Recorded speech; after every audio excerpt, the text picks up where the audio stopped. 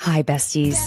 You've found your community bestie to share thoughts and opinions, recap the shows we love, Having too much fun. Bravo should be fun, and have piping hot gossip sessions about the celebrities and Bravo lebs we love, hate, and love to hate. He went on a podcast claiming he had a threesome with two women from the Real Housewives of Beverly Hills. Immediately, I was like, I wonder if it's Brandy and Carlton. I'm Caitlin Marshall, your pop culture and Bravo bestie. Allegedly allegations. And if you enjoy fun conversation between friends, listening to your bestie rant about shows we can't get enough of, plus enjoy a little bit of, well, ridiculousness. Oh my God. I'm sorry. There's a spider that is coming down. Hold on.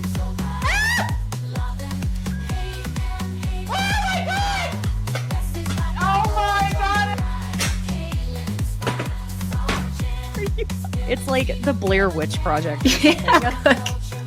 Oh my God. Has anybody seen my ring? Oh my God. I don't want to ruin the party or anything. Have you seen my ring? Oh my God. Can you look on the floor for my ring? God, someone's gonna kill me. Don't mess with me because I will come. What? Oh. Feel free to leave that in for whatever entertainment purposes. You're in the right place. So thanks for joining me on Besties by Bravo. Hi, besties. Thank you for joining me today. It is actually Sunday, June 8th. And because I don't know if I will be having freaking jury duty next week or not, I am manifesting that I will not, but I am trying to knock out at least 2 of these Secret Lives of Mormon Wives season 2 episodes. I know I got a little behind. It's been a hectic week. Lots of good things, I feel like I say every week it's been a hectic week, but it's not boring around here. By the way, are y'all watching Love Island USA season 7? It is so good already. I am really liking it a lot. I don't know that I could possibly be recapping this show because I have to get Mormon Wives wrapped up first. And did y'all find out? We are getting a reunion. A lot of people are unhappy that it is Nick Viall hosting it. Part of me is kind of like, oh, why didn't you call me? Huh? I have thoughts, I have questions, I have opinions. That's probably why they didn't, right? Okay. Anyway, all right, friends, we are recapping episode 4 of season 2, The Book of Taboo. Oh, okay. So we do get to meet Layla's boyfriend, Cameron, and okay, he's kind of giving Beavis and Butthead energy. I'm not going to be mean. We're doing the facial hair. Why don't we go ahead and do it? Or can we? I don't know. Maybe minoxidil can help with some facial hair. Maybe. I don't know. Apparently his father is a bishop, so he's never once tried a single sip of alcohol. I mean, good for you. I'm not going to knock that at all. It is interesting to me that someone would never get curious, as young people naturally do. It's definitely a follower, I guess. But okay. Anyway. Also, apparently, he kind of agreed to do a THC edible gummy with Layla, and Pencil Mustache has not given Layla the big O. Dear God. I know. Here's the thing.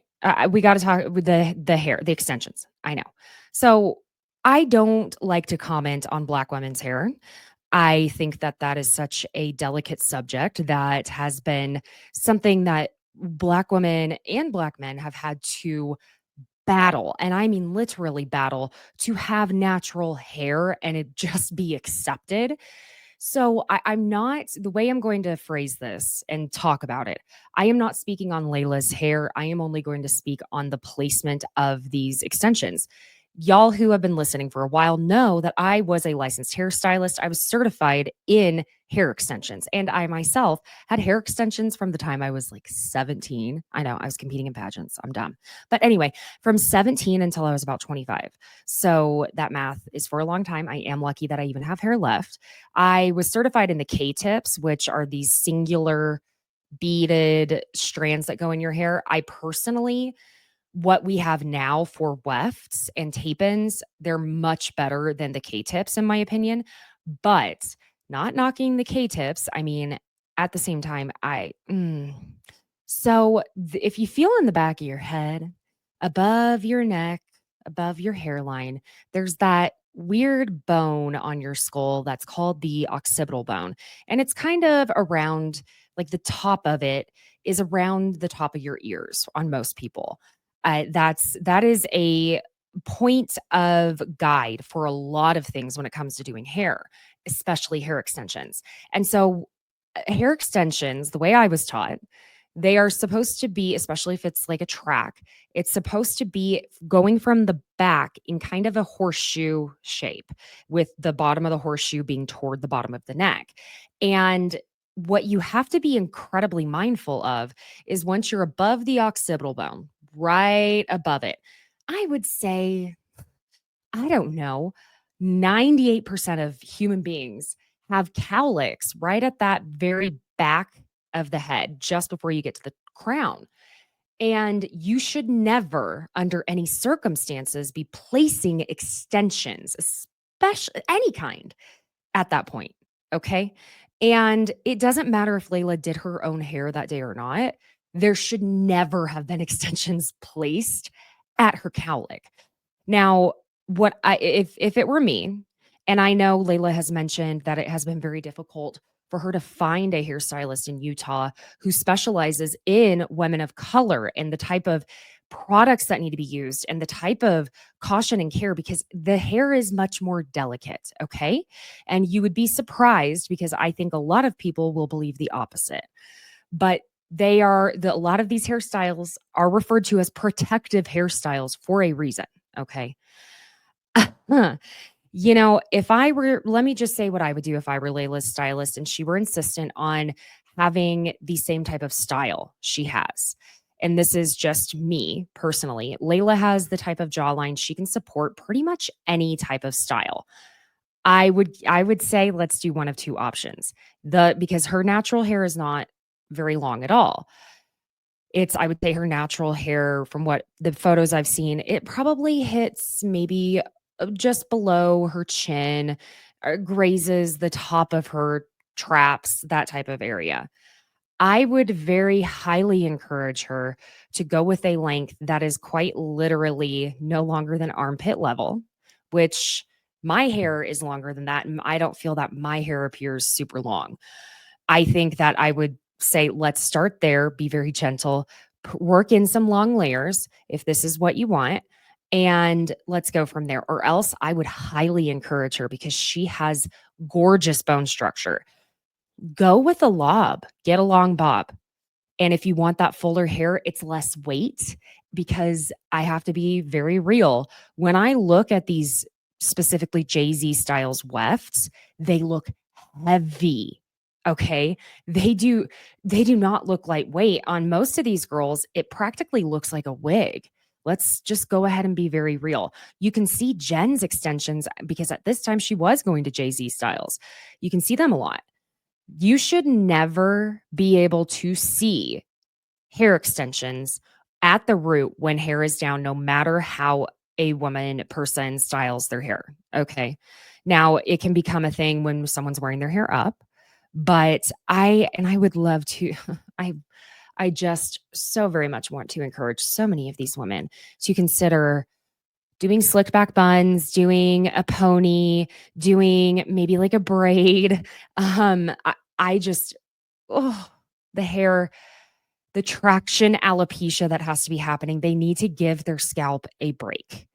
And that doesn't matter if someone is a person of color or not. Okay, fine. I addressed it. Happy. Apparently, Cameron's parents have no idea he's having sex or has ever had sex. Oh, the shame this church puts on sex. It's just unreal. She asks him if he feels pressured to bring her on over to Big O land, and he says yes, he does. He and his little caterpillar on his lips. But the way she looks at him when she says she worries she'll die before she gets experience one with a man, she's like, and it's definitely not gonna be you, sir. Taylor, Macy, Michaela all go to brunch. And because you can't get Macy without Michaela or Michaela without Macy, it's, they're a package deal. The two halves seem to create the whole personality, if you know what I mean. Taylor brings up being worried about Dakota after the Halloween party because of his past with addiction and had concern he'd relapse after that. And truly, that is something to consider, though, that after every fight with him, there has to be that worry of the underlying threat that I would hope is unspoken or at least not weaponized, I should say, that it could be the time he falls prey to relapsing.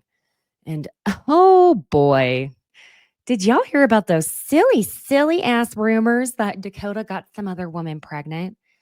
Oh, yeah, it was a whole thing. And everyone thought because Leanne, Taylor's mother, you're a messy boots, Leanne. My God. She posted to her Instagram stories this photo of her and some gals at a birthday party at the Cheesecake Factory and put a skull emoji over the face of one of the women. And it basically was like, you're dead to me in this whole group. And the sleuths on the internet were able to figure out which woman it was. And this is a woman who was divorced. And that they thought it must have been Leanne saying she was furious with her for falling pregnant by way of Dakota Mortensen. But also, there was some account, I guess, on Instagram who thought they were making a joke saying, oh, yeah, Dakota got me pregnant. It's silly. Okay, come on, guys. But no, it's been confirmed. He did not, as far as we know, knock any girlies up that are not Taylor, Frankie Paul. Taylor says she feels that Dakota embarrassed them both, with Michaela saying Chase was super aggressively pointing in Taylor's face, saying that Dakota should have defended her from that. And can I be very real? This is not the first time I've seen or heard someone say Chase was doing that. And I don't know if I blinked, but I didn't see Chase pointing in her face. Did I? Maybe I blinked. I don't know, but there was so much going on at this party. I think we all can agree on that. All right. I also believe that she and Chase were kind of aggro with each other. Taylor says she's basically done with Dakota and has run out of words, to which Macy makes the point that the two of them still talk and fight like they're together, though. So for the 100th time, someone says Taylor and Dakota just need to be separated. And then again, Taylor says, I'm just sort of done, to be honest. So Macy asks her if Dakota were to go on a date with someone, if she'd be pissed. Oh, Macy. Yeah, Macy, that would be a great question for someone else, but not someone like Taylor. So just, Taylor and I believe we both share Scorpio moons. We both, yeah. And let me tell you, no, it will never be okay with her. Ever, unless it's maybe 20 years later and she's had at least 4 boyfriends and a husband in between that. Like I say, Taylor and I are similar in that emotional response. Like she and I are both the type of people that we would come up with ways to do things that would even cause Lorena Bobbitt to say, gosh, I wish I had thought of that. Good one, girls. And here's your answer, because Taylor goes, if you're going on a date through all of this, then you're not my person at all. Macy presses further, making the statement that it appears Taylor is still considering being together with Dakota. And Taylor just skirts around it with a word salad of yes, but no, but maybe, but I don't know, but yes, but no, but kind of, but I don't know. At the very least, she does say that she needs to focus on therapy and the kids because she's not able to let everything that's happened go. She's emotional and tells us in confessional she has so many deep-rooted issues that stem from her abandonment with her father, and how she feels about herself is just not great.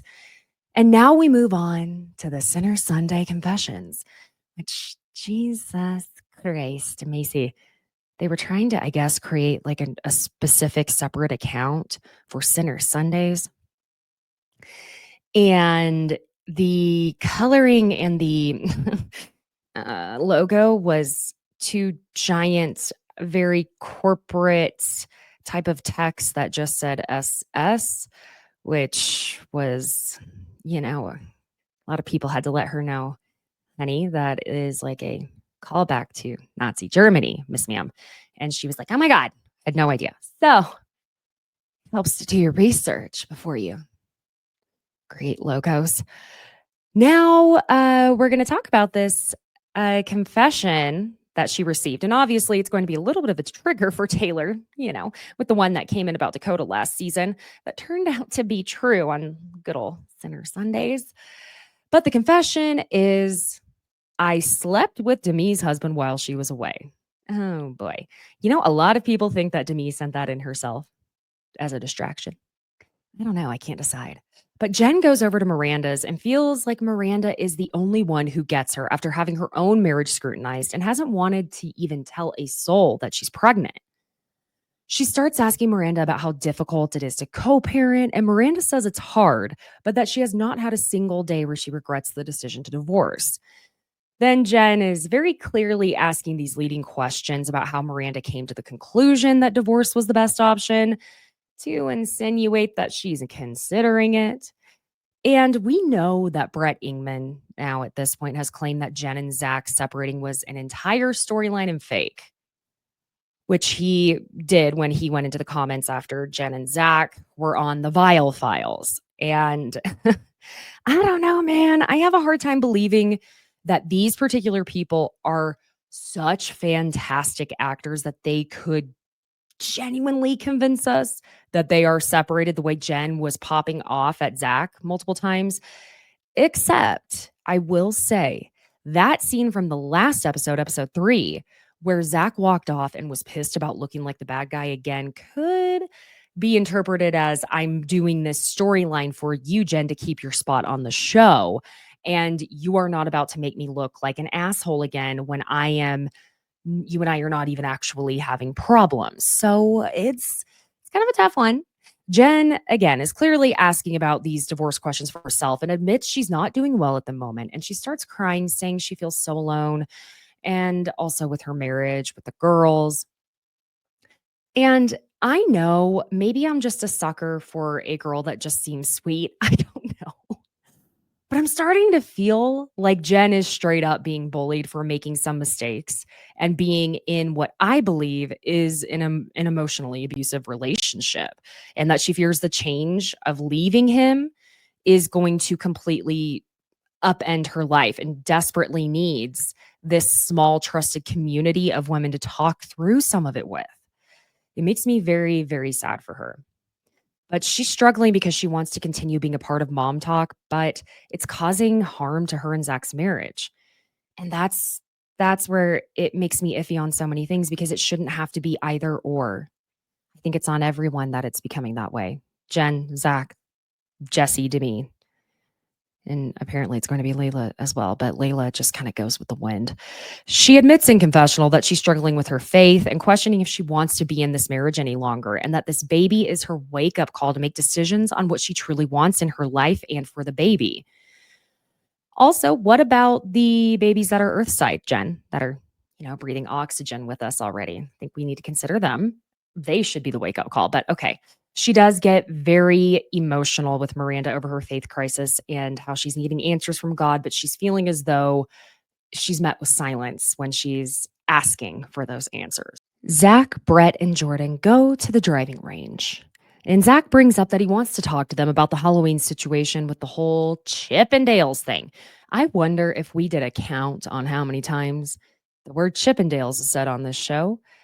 I have a guess that we're in the hundreds. I'm not even exaggerating at all.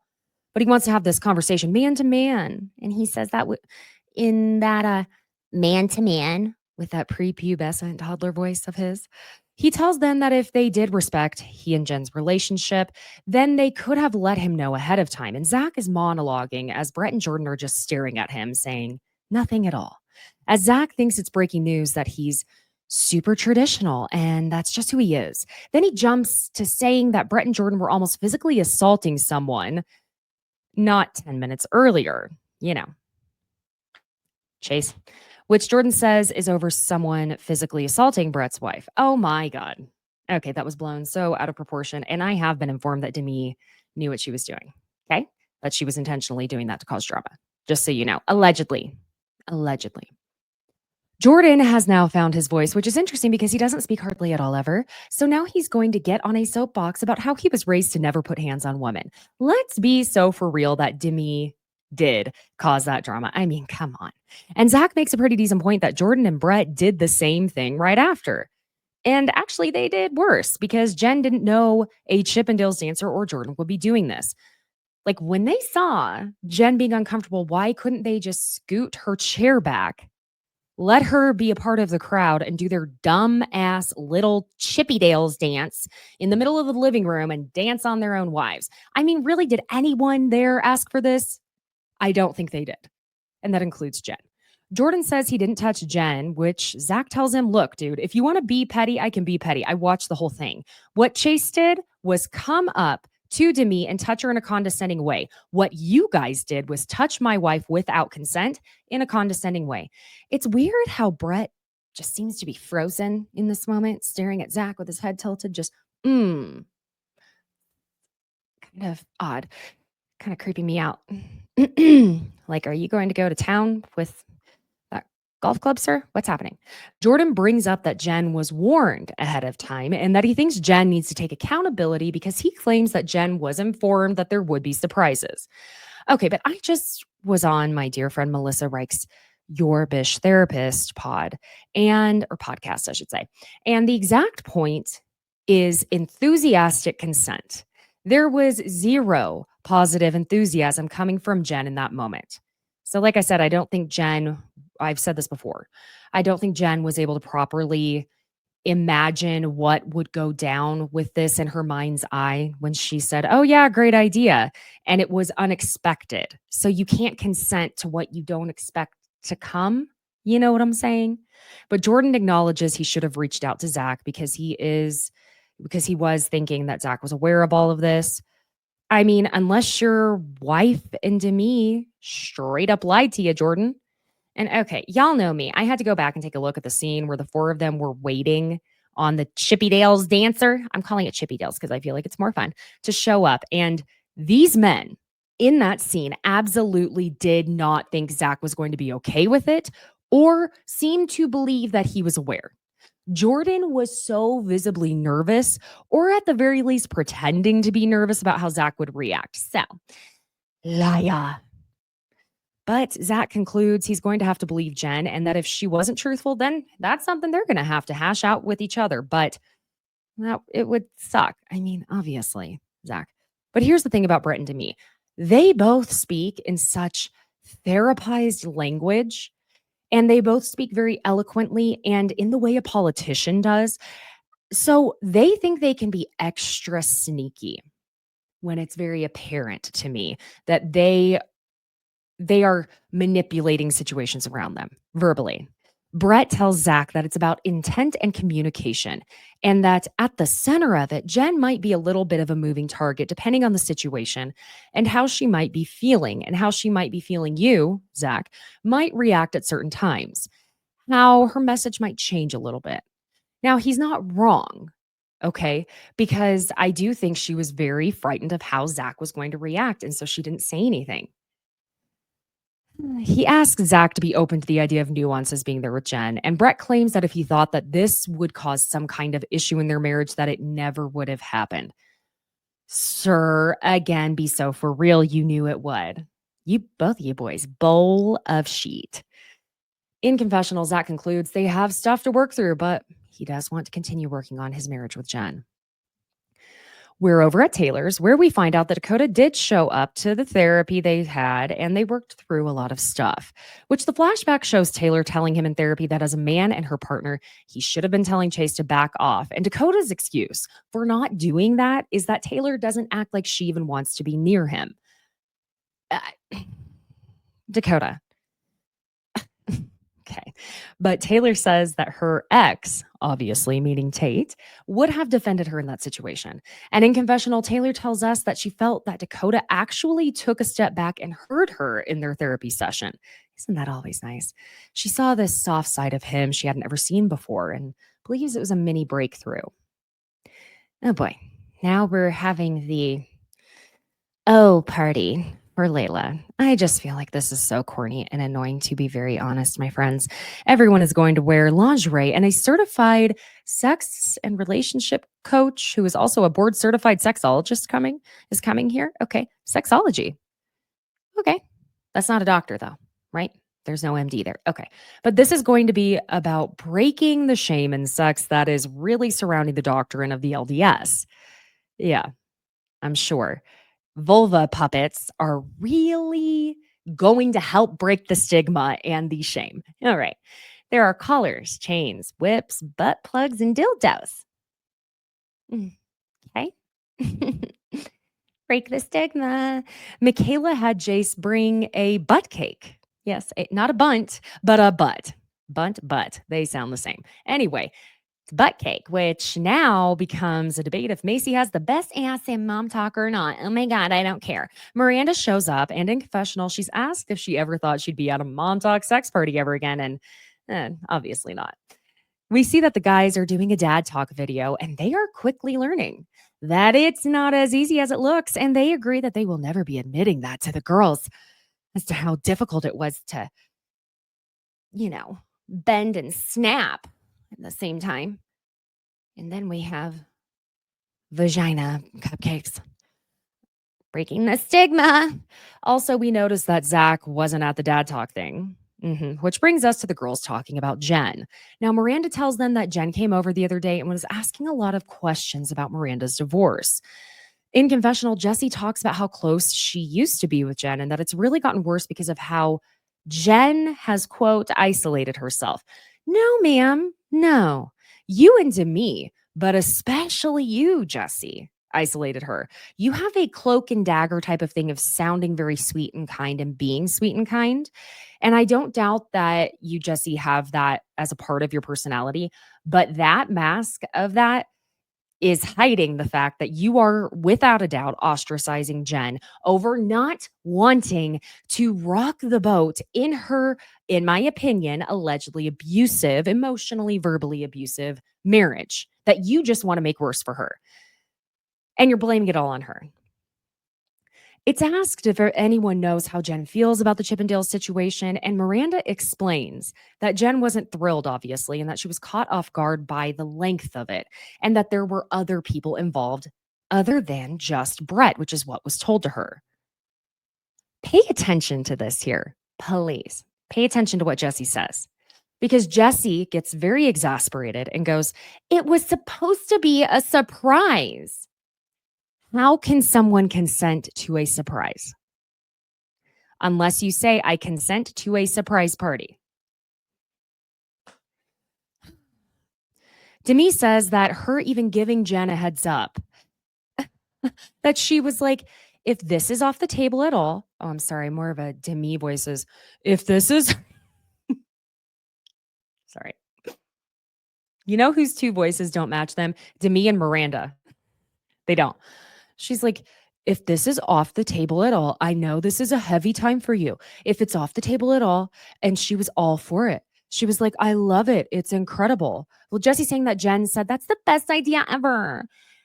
And the flashback is shown again of Jen with foil in her hair as Demi is saying Bret is going to come in like normal costume, rip it off into like a Chippendales. And Jen saying, I love that.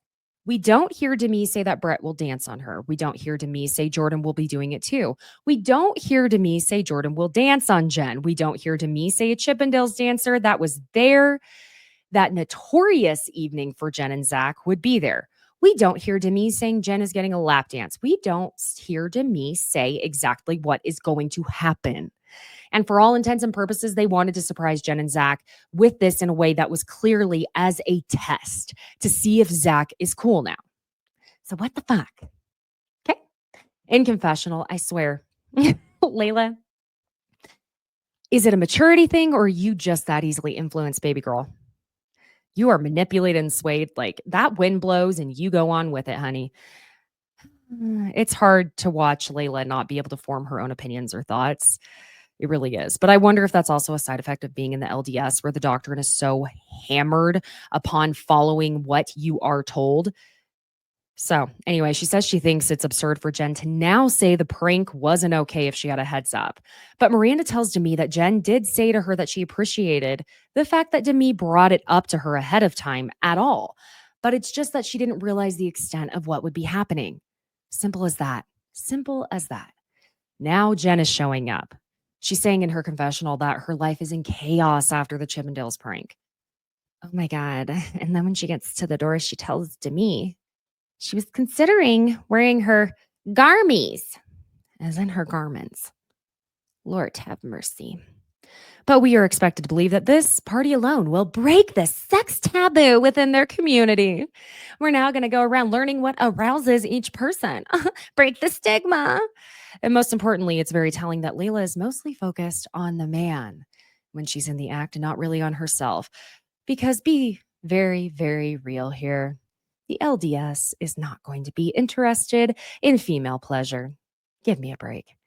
We're now partnering up and using little whips and feathers to see what each person likes the most when being touched with these items by people they're not attracted to or sexually interested in. Okay. And they're all acting like junior high kids, being so scandalized by this. Do you want to break the stigma, break the taboo, or not? Like, grow up. Oh my God. And Demi has to announce that she is so straight, it's scary because God forbid you take part in a party you threw. That is literally a break the taboo party. Yeah. Okay. I see we're breaking the taboo of heterosex, but we're going to shame any type of sex that isn't hetero. Okay. But Taylor tells them it's not about your sexual orientation. And Taylor kissing other women is, of course, brought up because we're just so sophomoric. Like, no wonder Taylor can't let it go. They constantly find ways to bring it up and shame her.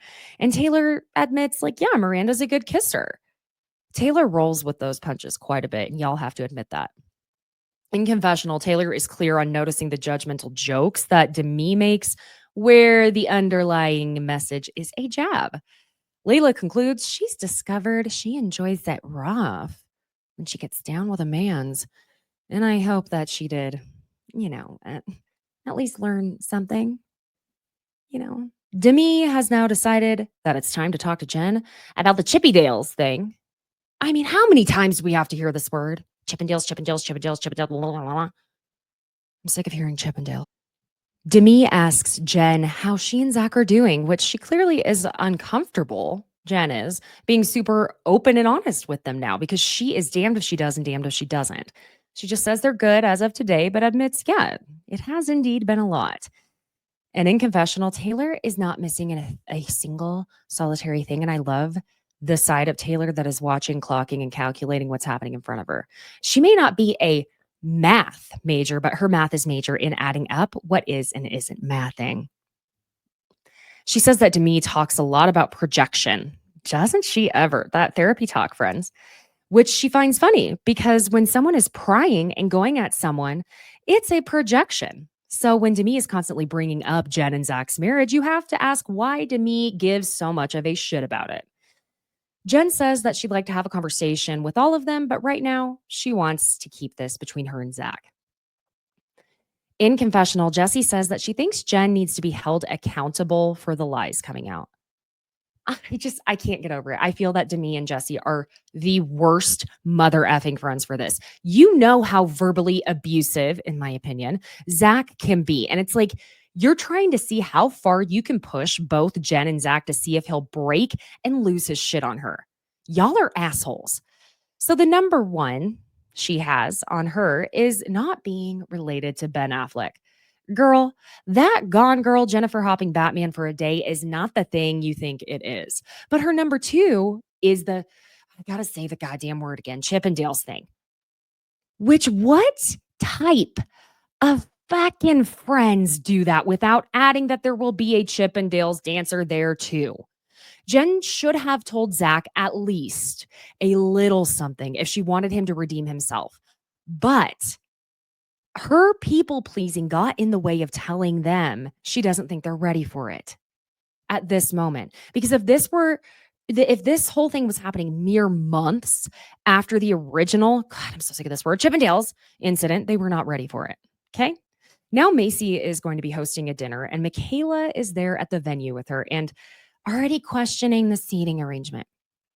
I feel like these girls are already primed and ready to become actual Real Housewives. But Michaela, I don't dislike you, but you are kind of a pain in the ass. She tells us in confessional, Macy does, about her book deal, which will detail her life and her backstory, which again it's absolutely heartbreaking. I've been over it before, how when she was at BYU, I believe it was BYU. Now I'm wondering, she was, an athlete And her boyfriend, she was 19, she got pregnant. And it was early in the pregnancy. She went back to California, I believe, with her family for a minute to sort things out.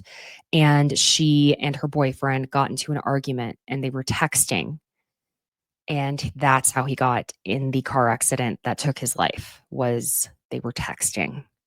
So having a text argument. Yeah. Anyway, now Michaela will be fixing Macy's seating arrangement. Whitney is invited, and she's what, like a week postpartum? Jesus, Mary Joseph. Mm-mm. In confessional, Macy says she's rooting for Whitney because she sees that she wants to work on these relationships. And no, oh my God, Whitney is 3 days postpartum for real at this whole ass dinner in the diaper.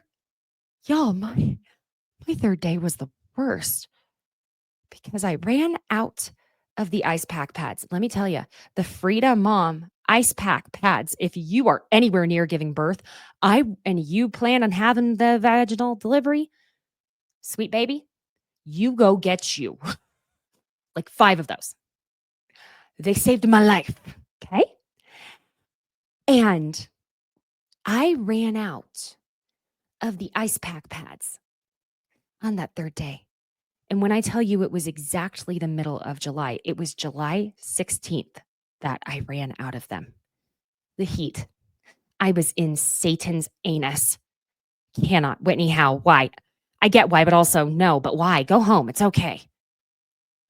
FaceTime, everyone. Jesse questions in confessional if Whitney is back trying to get into mom talk for clout or what is actually going on here. And Macy tells them about the book deal and gets very emotional because this is something she's been aiming for such a long time.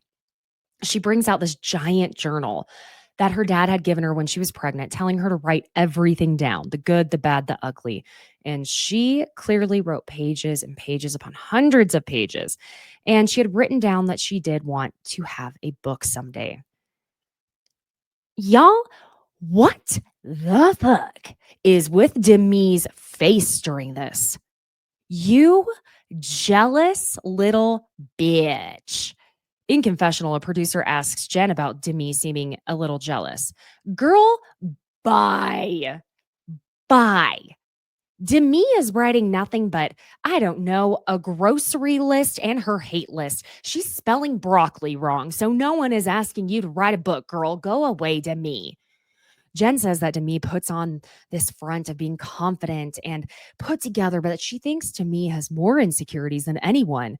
It's just that she's better at hiding it. Oh, okay. Astute, Jen Affleck. Now we find out that Macy is hosting a celebrity pickleball tournament in Arizona, and she invites everyone. Demi, you are such a hater. Literally. You just go, yeah, OMG, it'll be so fun. I know for you, it's that you're not excited at going on a girls' trip with every single one of these girls, mostly Jen and Whitney, but you can't just be happy for Macy getting this. But now we're playing a game of confessions, which is again a truth box, in all honesty. It's going to be anonymous, and all of them know this is a bad idea. Who the fuck had sex in 5 high school parking lots?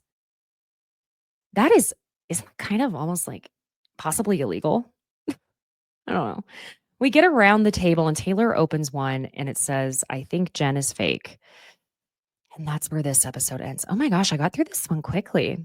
Friends, keep an eye out. Episode 5 recap is coming immediately. And which one is that? I have it in front of me. Hold on. The Book of Divisions. Okay, besties. Do you know how you can support this show? I'll tell you, it's free to do. Please leave me a 5-star review with what you love about this little old podcast. It truly helps this show carry on, okay? Because I love spending time with you, besties. Also, be sure and go follow me on Instagram, TikTok, and subscribe to YouTube. It's at Besties by Caitlin, Caitlin. And you can check out the Pop Culture Besties Etsy merch shop. It's all designed by yours truly. And my friends, I hope you have a wonderful week. I will see you in the next episode. Okay. Bye.